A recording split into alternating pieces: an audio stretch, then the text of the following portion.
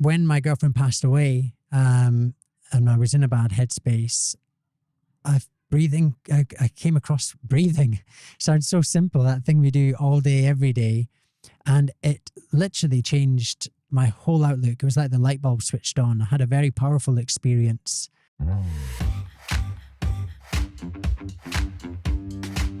Hello and welcome to the Truth, Lies and Workplace Culture podcast, brought to you by the HubSpot Podcast Network, the audio destination for business professionals. My name is Leanne. I'm a business psychologist. My name is Al. I'm a business owner. We are here to help you simplify the science of people and create amazing workplace cultures. Hello and welcome. I hope that you're feeling a little bit less stressed from last week. I'm not sure we are. We've got a lot to get done. We have to set off for the UK very, very shortly. And so we wanted to get all these done. So I'll be honest, I'm a bit grumpy today, if the truth be told. And I think Leanne's putting on a brave face, but I am a little bit grumpy. So if I get grumpy with you, listener, I'm really sorry. It's not you, it's me. I need to take some of this advice on board. Yes, it's a well-timed episode, I guess. We are back with part 2 of our special series on managing stress and staying mentally fit during the chaos of the holiday period. You might be looking forward to the break from work. You might be dreading the time you'll be spending with your family. Either way, we're here to guide you through how to hold onto your serenity this Christmas. I have a feeling that we're going to have a few puns in this one. You seem like you're in a punny kind of mood. I'm in a punny kind of mood. So yes, this is part 2 of a 2-part series. Last week, we looked at the truth and lies of mindfulness and how staying present may give you the greatest gift this Christmas. There you go, do my own pun there. Nice. And also maybe the greatest gift you can give others. This week, we're joined once again by the renowned psychologist, Dr. Audrey Tang, and mindfulness coach, Sean Tolram from HSBC. We're also thrilled to welcome a special guest here. It is Stuart Sandeman, who is the Radio 1 DJ. He's the host of the Decompression Sessions, and also, I believe he's written a book. He has. He's done all sorts of things. Stuart Sandeman is very cool. Our guests are all here to help you slay your stress this Christmas. In this episode, we will be exploring 3 secrets, 3 ways that you can build your mental fitness and stay serene and centered over the holiday period. I'm not going to tell you what they are. You're going to have to listen and find out. But yeah, before we dive into our 3 secrets, let's reacquaint you with Dr. Audrey and Sean and introduce you to our 3rd guest this week, Stuart Sandeman. I'm Dr. Audrey Tang. I'm a chartered psychologist with the British Psychological Society. I'm also a business author. My area of research was on emotional labour, which is the presentation of certain behaviours and emotions that go alongside the technical aspects of your jobs. Okay, so I'm Sean. I'm the head of mindfulness at HSBC Bank, and we're trying to embed mindful ways of working across the organization so that we can help employees to build happy, healthy, and successful careers.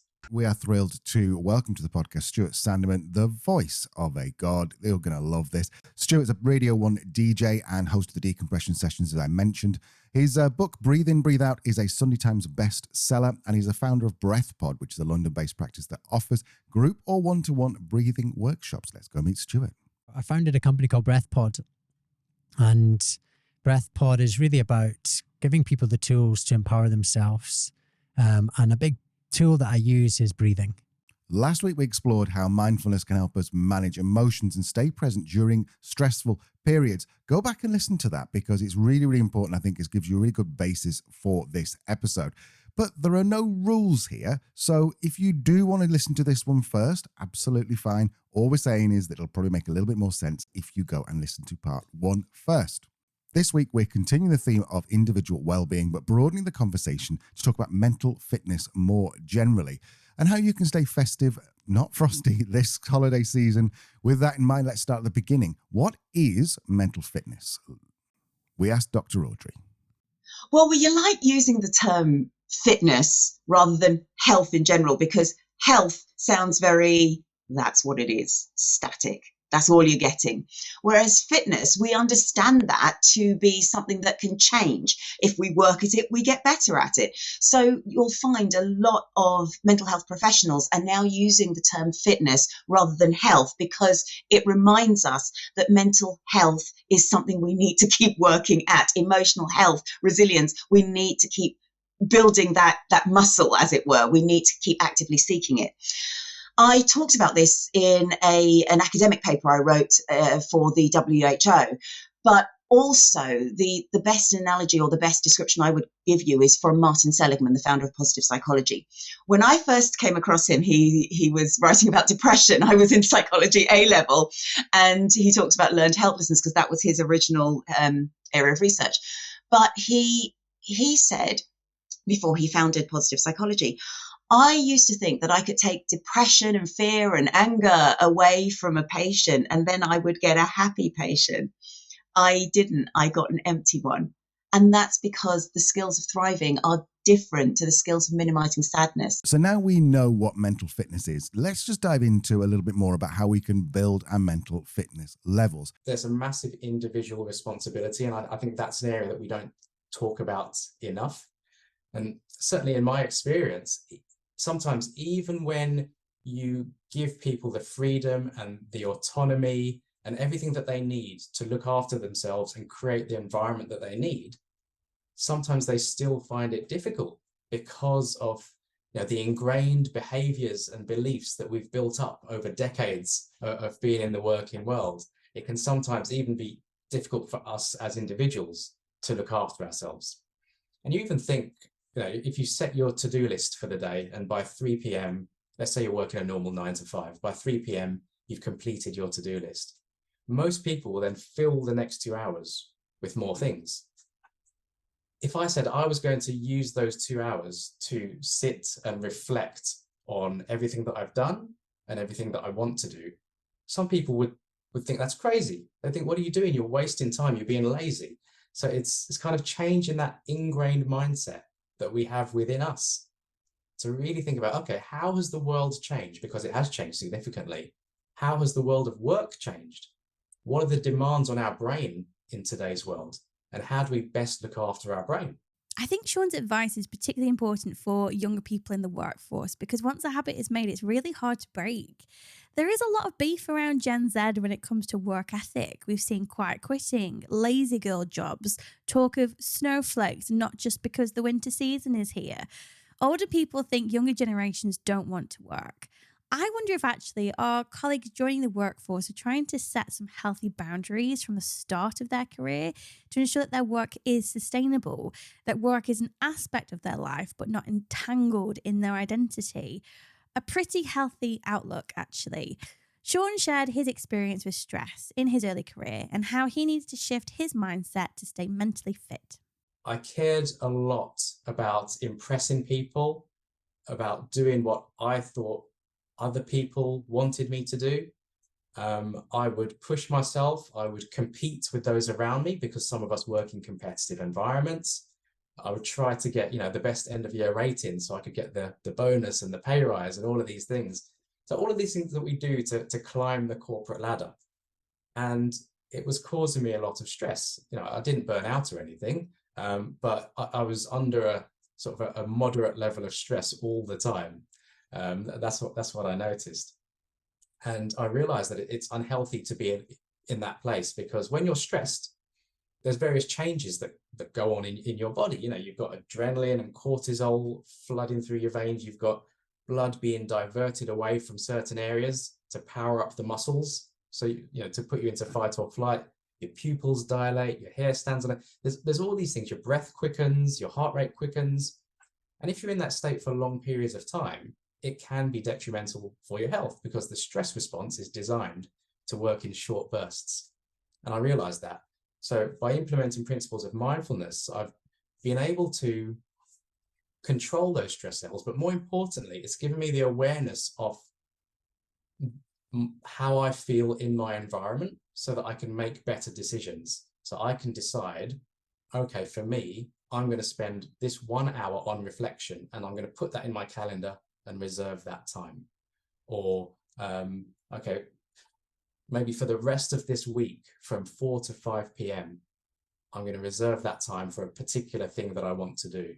So just being able to take control of my time and really think about how I want to use it. I think that has been transformational for me. It's reduced my stress levels and it's made me more effective and more productive in the workplace. Dr. Audrey agrees that sustainability is key. If you don't find time to rest and recover, then your body will find time for you.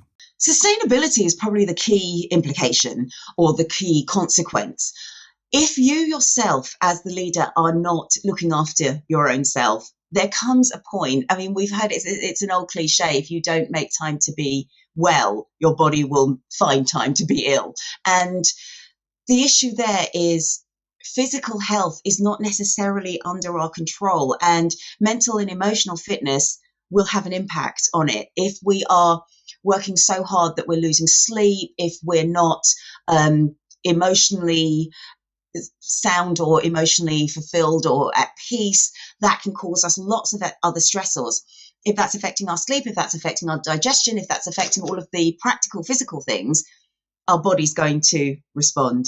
And unfortunately, if you're then getting things like high blood pressure, heart attack, stomach ulcers, which are all often precipitated by stressors and mental health issues, you have to almost hand over your health to the medical professionals because your body has got to the point where, with the best will in the world, you still can't manage. So that's one of the first reasons why if you don't look after your health, this lack of sustainability will happen to you personally.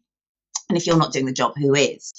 Then secondly, if you're also not investing in yourself, that's going to have an impact on everybody else, because it's likely the culture is going to be one of not investing in other people, in which case other people also will learn not to take care of themselves. And so the vicious circle continues. I've coached leaders who struggle with making time for themselves, time to nurture their own well-being. I mean, let's be honest, I have been one of those leaders. I burnt out, and I burnt out really hard. One of the techniques that I used in my recovery and to maintain my sense of equilibrium since is to map out my time to rest and recover. We often focus a lot on the rest or relaxation aspect of this when we think about self-care or building on mental fitness. And that's for good reason. You know, relaxing with a good book, watching a film, it does impact our body. It lowers our sympathetic activation, which means our heart rate and blood pressure are lower. But recovery activities can also be important. Things like hobbies, exercise, spending time with friends and family, doing a crossword puzzle, or just something you're good at. Al loves nothing more, and I don't get it, but he loves nothing more than chilling out in the office on a weekend and spending a few hours coding. Don't get it. But then I enjoy spending 3 or 4 hours cooking a Sunday roast. I don't get that. You know, these are examples of mastery activities. So they're fun, they're challenging, they bring us joy, they build our confidence, they help us feel like we've achieved something. And that's really important when we're in a role that can sometimes feel never ending. There's also that added bonus that by focusing our attention on something different helps us to detach from work. There's some really cool research by an organizational psychologist called Professor Sabine Sonnentag. She's an expert in rest and recovery. So Professor Sonnentag has found that relaxation results in more positive affective states, so being calm, being quiet, whereas mastery activities get us excited and alert. So if you're having trouble sleeping, a relaxing activity in the evening is going to be more appropriate.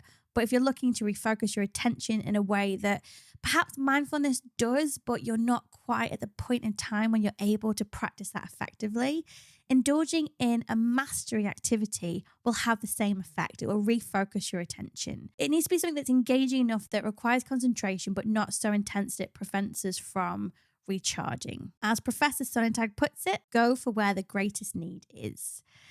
But whether it is rest or recovery that tickles your cranberries this Christmas, the important thing is to carve out time. That was unintentional, actually, carving the turkey.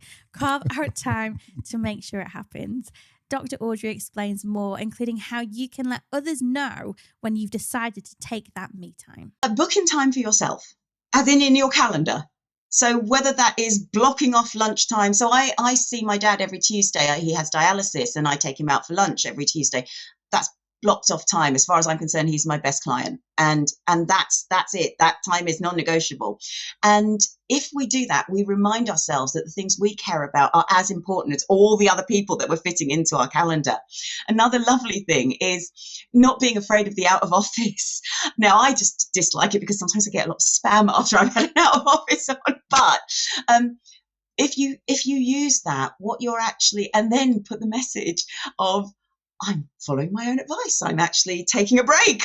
You're encouraging other people to recognize that self-care is important. So don't be afraid of using the out of office to make a point that you're looking after your own self-care. Another silly thing, well, it's not that silly because there's been very recent research on it. Dr. Laura Gyurg has done this research on emailing, is if you're emailing, say, at a weekend, because that's what you do, and that's fine, put a very simple statement at the top that is, I might be emailing now, but there's no rush to do this. Tell the other person that it's okay not to drop everything over the weekend and respond. Our special guest, Stuart Sandeman, is a BBC Radio 1 DJ and host of the Decompression Sessions, a show that combines music and helpful advice to help you escape the noise of the world and improve your mental fitness. The relationship between music and emotions has been an area of fascination of research for decades.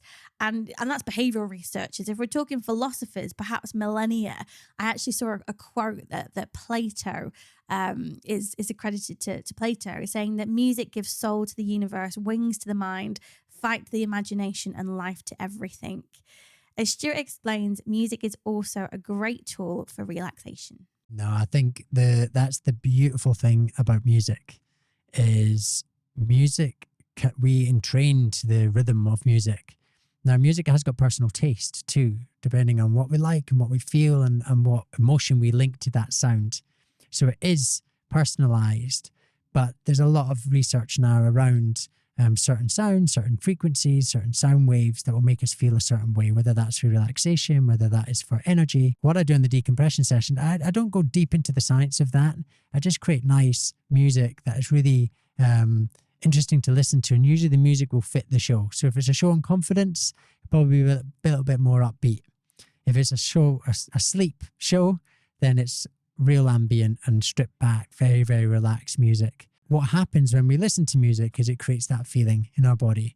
Our breathing rhythm will start to change and we'll start to feel a certain way and start to relax, or maybe feel like, oh, we've got loads of energy to go and hit the gym or go for a run. So yeah, music plays a big part in how we feel and how that affects our body and mind. If you're a leader or a manager, then it's even more important to carve out your own time for rest and recovery. We've just concluded some research at Oblong, which is our consultancy, that has shown that employees believe leaders are more effective, engaging and inspiring if they invest in their own mental health.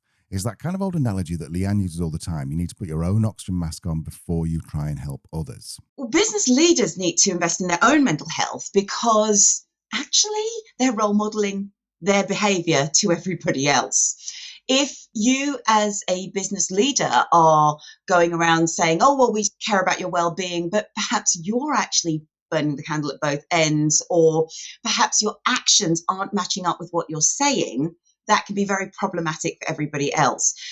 Organizations are quite organic in the way that they respond, and teams can often take on the personality of the leader. If a team is very, very stressed, very snappy, it's creating a toxic environment, we do kind of have to look a little bit further up and see what are the demands coming downwards. So the leader is well placed to understand their own emotional demands and what they're placing on everybody else to some extent, and therefore need to role model their own, looking after their own health.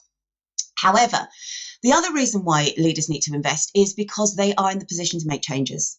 They're also in the position to recognize when something's going wrong, because so often we go to the workplace and we do everything, we work hard, we want to get praise, we want to do well, we want to improve ourselves, and we might be pushing ourselves to the point where we're struggling to cope. And when you're in the situation, you can't see it, and you also may not know where you can reach out to help. So the leader has an extra responsibility to recognize and put in not only ways to perhaps change the reasons for that stress in the first place, but to support that individual who's going through all of those issues. Dr. Audrey had some advice for those leaders, maybe a word of warning for people who may be inclined to brush off this importance of investing in mental fitness and the needs of our emerging workforce. When it comes to Gen Z, the problem is for organizations is if they are not understanding this and they're just writing people off as, oh, you're entitled or you're not capable, then they're not even going to get that mindset. They're going to have a brain drain, and they're not going to get that mindset making decisions at the higher level, because they will never, the Gen Z employees will never reach there, because they're just going to say, do you know what? I'm not going to be part of this, and they'll leave. And so organizations, again, it's that sustainability. They're not doing themselves any favors by not listening and learning from Gen Z. Just because you're asking somebody what their needs are doesn't mean that you're going to have to fulfill all of them. I think we have this weird kind of belief that if we ask someone what they want, we suddenly have to give it to them. That's not true. But we open a dialogue and we open a conversation. The number of times I've had young people talking about mental health on my radio show, and I've asked them, well, what one thing can we do? They've all said the same thing. Listen to us. Listen to us. Don't advise us. Don't tell us. Just listen. Because if you listen, then you can form some sort of negotiation, and you might have ideas that they didn't have. They might have ideas that you didn't have. It's not about one thing is right and the other thing is wrong. It's about being open and not living in our own echo chambers for both sides. So communicate and speak to them and ask them, what are the issues? It's the same thing that I say to any generation. If you're leaving a workplace and you're not happy, is give the exit interview. Because even though you may not be able to do anything for you, what you can do is at least alert the organization to the things that you've been struggling with, so they may be able to put in changes for the next lot of employees or the people who are still there. Happily, Sean has already seen this shift in HSBC.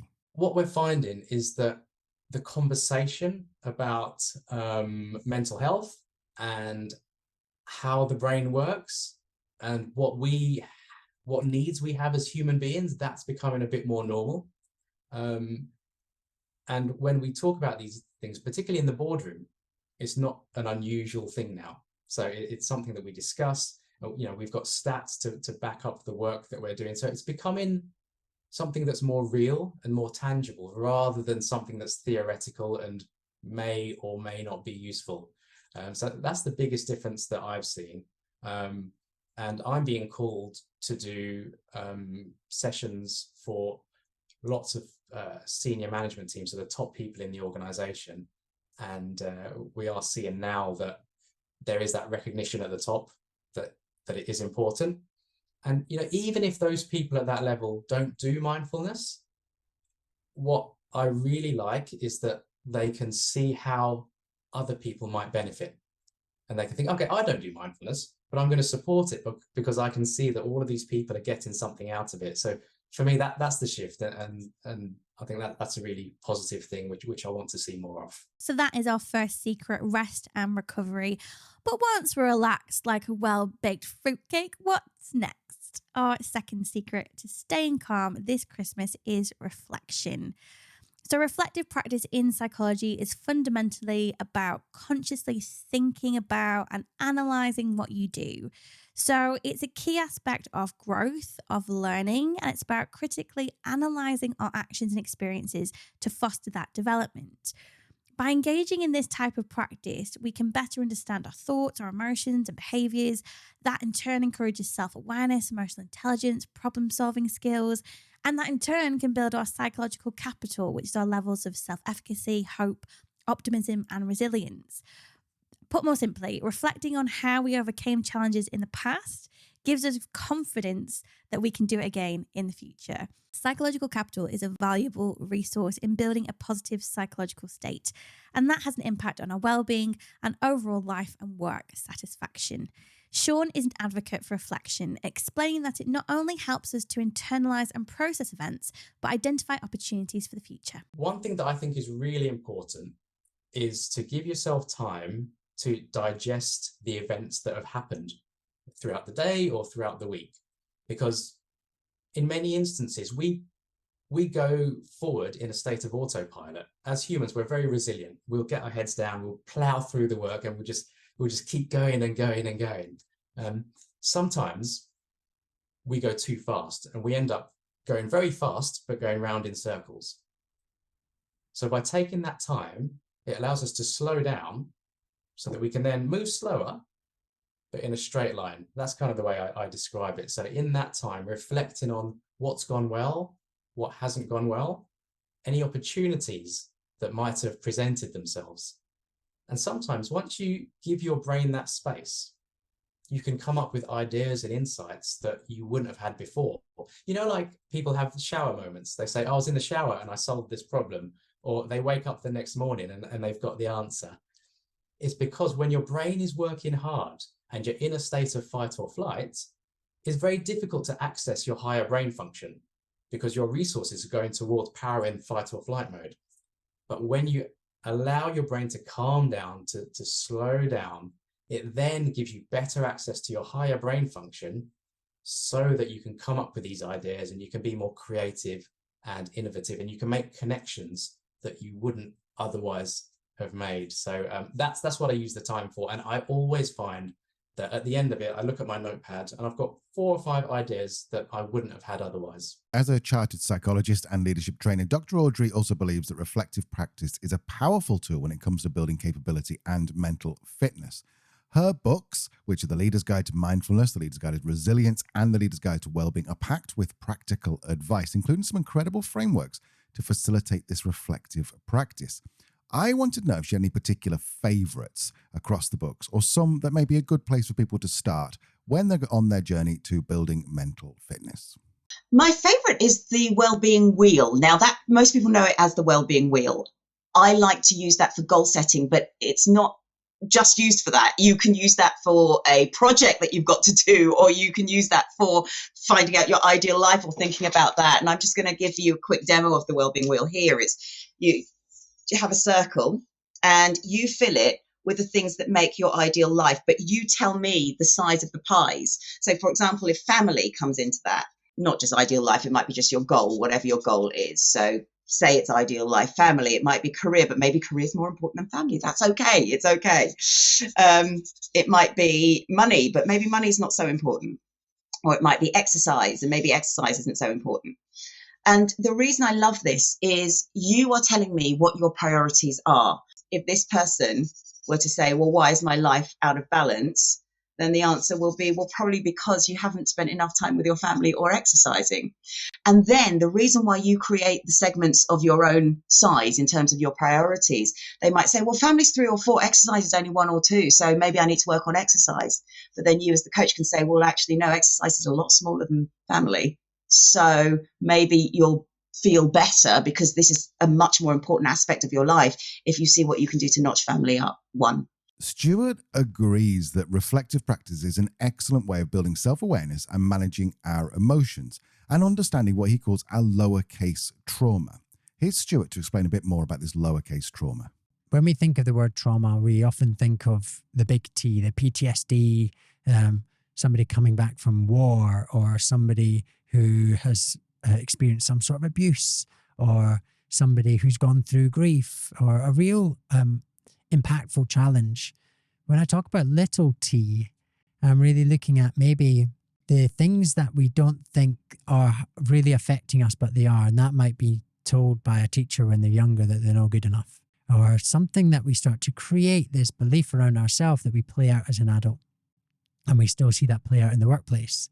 So although it's little t, for me, it's just as impactful, especially when we see it in the workplace and we see it but for so many people. And we all have these experiences, negative tapes, I often call them, thought patterns that we have that I call little t because it's maybe less obvious. It's less kind of, you think, oh, I'm okay. This isn't maybe a thing that's impacting me, but it really is. And it sits in that more therapeutic space and understanding ourselves better.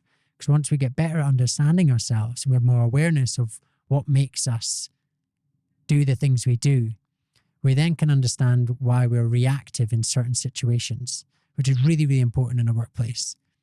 Instead of being reactive, instead of that reaction to stress, triggering something or a way of being with your team or a decision that you have to make in that moment, instead of being more responsive, being able to find that calm within the eye of the storm and feeling that real sense of calmness, even when there's chaos around you. And to manage that and understand that, we need to understand what makes us us and what is triggering us in stressful situations, which is where that little T concept comes in. But of course, reflective practice and positive thinking isn't a magic wand. And if we're not careful, we may creep into the world of toxic positivity. So toxic positivity is caused by an excessive and ineffective emphasis on positive outcomes and experiences. And that can often lead to the dismissal of genuine feelings of sadness, distress, or even suffering. It can actually be really harmful as it discourages people from acknowledging and dealing with their emotions. Toxic positivity overlooks the complexity of our feelings as humans and the value of navigating through the full range of emotions for psychological health. Dr. Audrey explains more, giving the advice that in some circumstances, rather than staying positive, stay curious.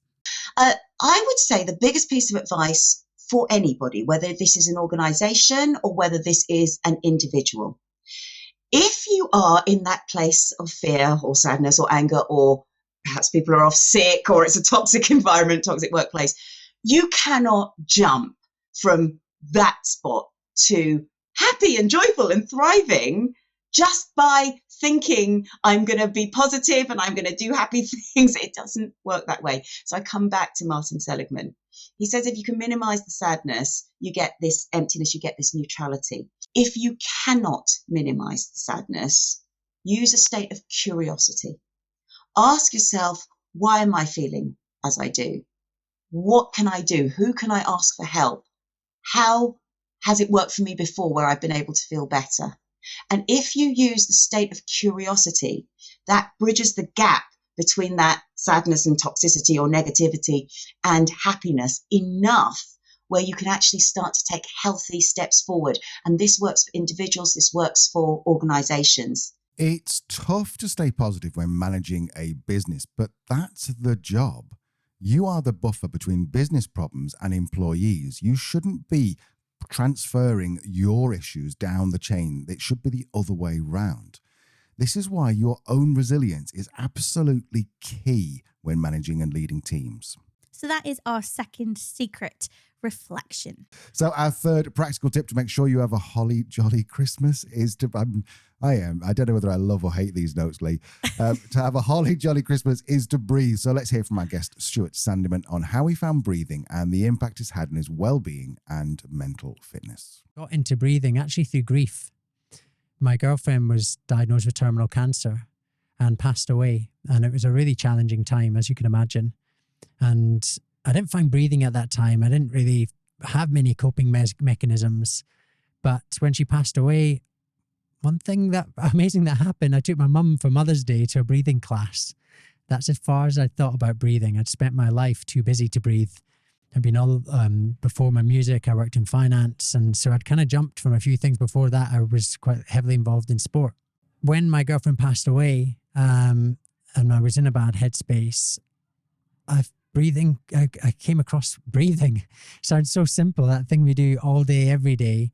And it literally changed my whole outlook. It was like the light bulb switched on. I had a very powerful experience.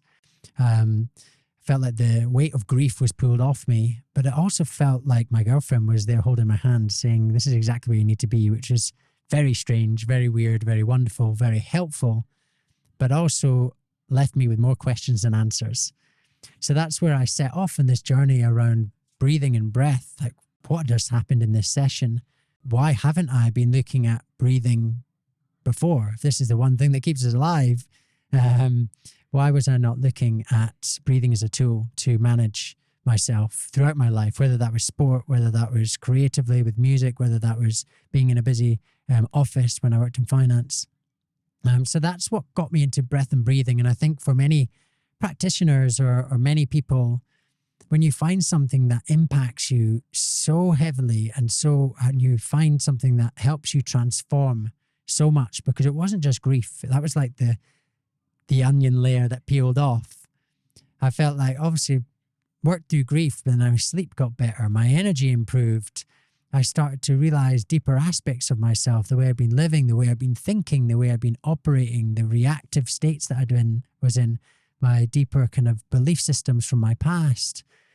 So I start to really kind of uncover and change in a positive way. When I met Stuart, I had so many questions, but I'd start with the obvious. We all breathe, but clearly not effectively. So what are we doing wrong? Why are we not getting the effects that you're getting from breathing? There's a multitude of different things. And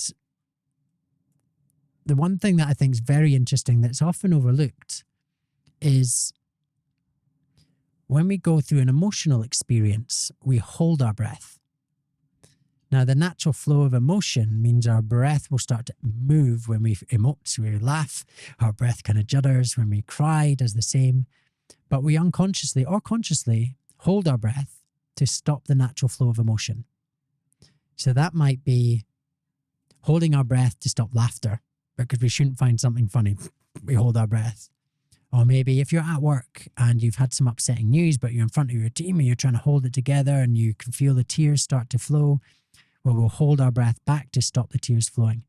So in essence, what we do is we contract our breathing muscles. So we tense our body. And this can be very minute or little contractions in our breathing.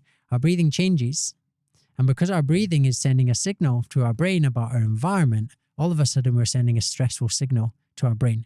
So we can have different experiences where we're not allowing ourselves to fully feel because it's not appropriate, or maybe our mind says it's not safe to feel this right now. And our breathing contracts.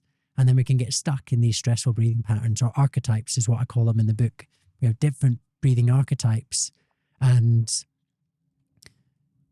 because the breathing rhythm and rate and depth at which we breathe at will trigger us into feel certain ways, then when we're stuck in these breathing archetypes, you'll find that people with a similar archetype will maybe feel the same things throughout the day. That might be the anxious breather, the stressful chest breather.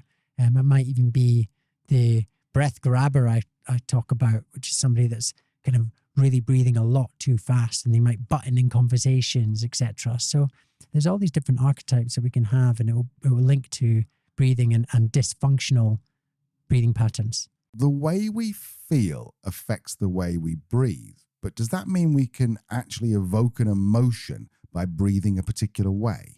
The way I usually explain it is thinking happens in our mind. We know that. And feeling happens in our body, driven by our breathing pattern. And when our thinking and feeling match, that creates our state of being. So if we're saying my state of being is anxiety, well, that anxiety is a product of anxious thinking, and our breathing pattern will match. So there's two ways to break that loop. We could change our thoughts, which many practices try to do. A lot of our thoughts are deeply ingrained habitual thinking, so it's quite hard. But if we jump in and override our breathing pattern, we will it's almost like this feedback loop. Thinking a thought, our breathing is matching the thought. But if we override and take control of our breath, then we're skewing that signal. So even if the mind's saying, I'm feeling really stressed, overwhelmed, or I'm really anxious, or I'm really nervous, then our breathing starts to change. We might be holding our breath in tight. We might be breathing too fast. We might have this change in rhythm. So if we take control of our breath in that moment, we'll send a new signal back to our brain. So we're almost taking control of how we feel in any moment. So exactly that, we can start to really change the way we feel in the moment. And where I find it very interesting is if our breathing in the moment triggers us to feel a certain way, and then that feeling, well, our feelings that last a week, we call a mood that starts to last a couple of months, we say is a temperament that lasts years, we say is our personality. So we can start and see that all this parts of ourselves, we might think that, oh, I'm just an anxious person. And yes, we can have anxiety disorders and things, but for many people, it's because they felt a certain feeling and they've been breathing a certain way for so long that they just think it's part of who they are. And a lot of the work that I do and help people through is try and break through some of that patterning. Now, that would be thought patterns for sure, which are often harder and more stubborn to change. But when we start working with the breath, it's kind of like the key to the back door where we can start moving through some of these patterns. Stuart's social media is packed with breathing exercises that will help you to regulate your breathing, retrain your mind, and help build your mental fitness. We will leave some links in the show notes for you. There is one really simple breathing exercise that I use myself and with my coaching clients, actually. It's called the 7-4-8 method. So basically, you breathe in for a count of 7, hold your breath for a count of 4, and exhale for a count of 8. And repeat that pattern for about a minute. I've found it's helped me in situations where I can feel my anxiety kicking in. I'm not a big fan of flying, so I tend to do that during takeoff. My heart rate's going a bit. It just helps me to regulate my breathing and bring my heart rate down. And the clients that I've worked with have said that just by going through that process helps them to refocus, particularly if they're feeling overwhelmed. They find they're focusing on the counting and the breathing rather than everything else that's going on. Don't do it for too long, though. Just to warn you, anything more than a couple of minutes, you might feel a little lightheaded.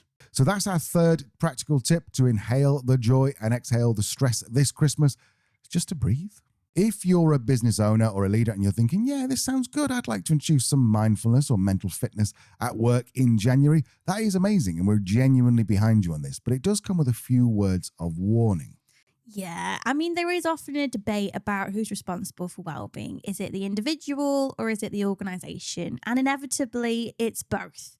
But as Dr. Audrey explains, investing in our own mental fitness, our own well-being, is pretty useless if we're not supported with our well-being at work. Whenever people go off sick with stress, burnout, rust out, all of those mental health issues, what happens is organizations up their well-being interventions. They bring me in, they do lunchtime yoga, they get things like gym cards or restaurant cards and so on. It's all about the individual.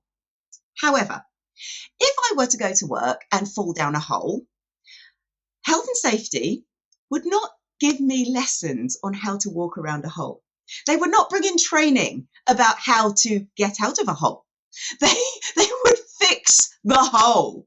And this is the whole point, that wellbeing interventions, wellbeing incentives, which aren't quite as good as interventions, and approaches to wellbeing, they really focus on the individual. But what we need to be looking at is the system and the causes of the stress in the same way as you would take a health and safety practical approach to stopping the causes of physical injury. So those are our 3 secrets for keeping calm this Christmas. Find time to invest in rest and recovery. Find time to engage in some reflective practice. And if all else fails, just remember to breathe.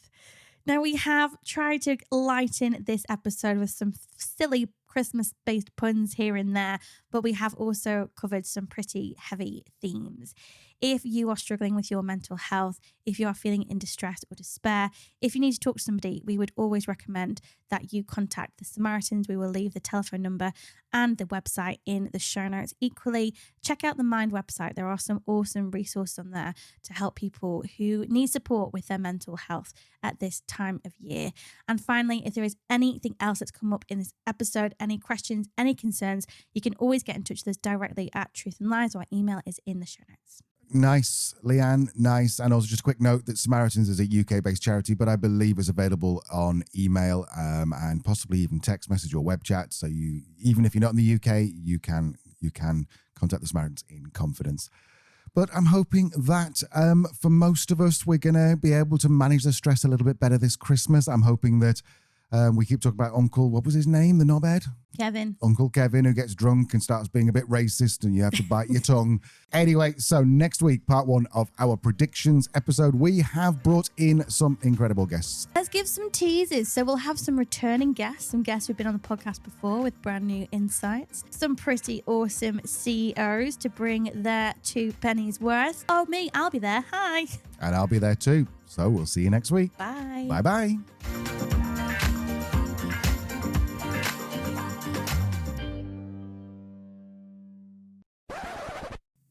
Lovely.